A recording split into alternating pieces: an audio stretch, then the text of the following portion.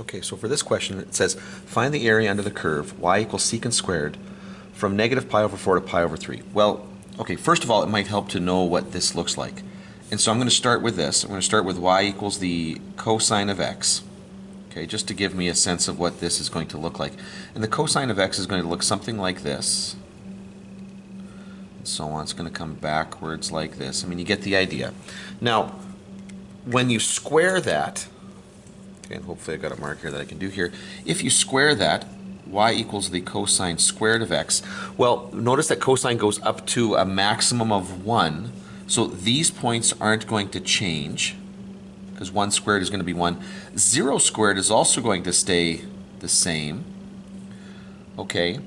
And then these things are going to bounce up here. So the negative 1 is actually going to bounce up to positive 1. And so what you're going to get here is a function that looks something like this.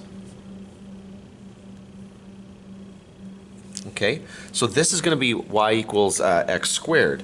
And then, pull out maybe a pencil here. When you do the secant of that, okay, the secant is just going to be the reciprocal of that. Well, these points are going to stay the same. Okay, at 1, because when you reciprocate 1, you're going to get 1 here. But anywhere where you've got 0 is going to be an asymptote. So this is going to shoot up, come down. So 1 over secant squared is going to look something like this. Now, the reason why this is important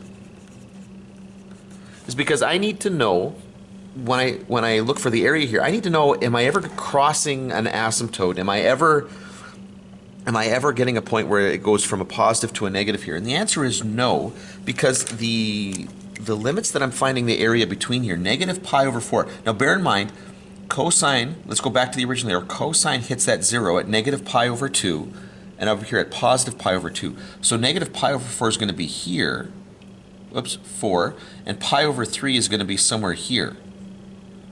So what I'm looking for is this area right here. Okay, so that gives me a fair bit of confidence that I don't need to worry about breaking this up into different regions here. So now, I know that the derivative of my area function is going to be secant squared, but that's a nice and easy derivative there, because I know that the antiderivative of that is going to be the tangent of x plus c, right, plus our arbitrary constant. Now I'm going to evaluate that from negative pi over 4 to pi over 3, which means notation over here is going to look like this.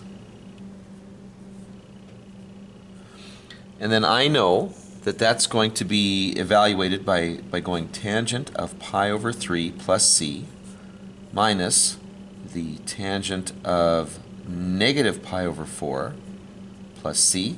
Those plus c's are the same because I'm referring back to the same function here, so those are going to cancel. And the tangent of pi over 3 is going to be root 3. Now, tangent of pi over 4 is going to be 1, but ignoring this negative right here. But because the negative pi over 4 puts us in quadrant 4, okay, remember, negative pi over 4 is going to be down here. I know that tangent is negative in that quadrant. So this is going to be subtract negative 1. And so my answer here will be root 3 plus 1. Okay, units squared, whatever the units have to be. So that's how you answer that particular question.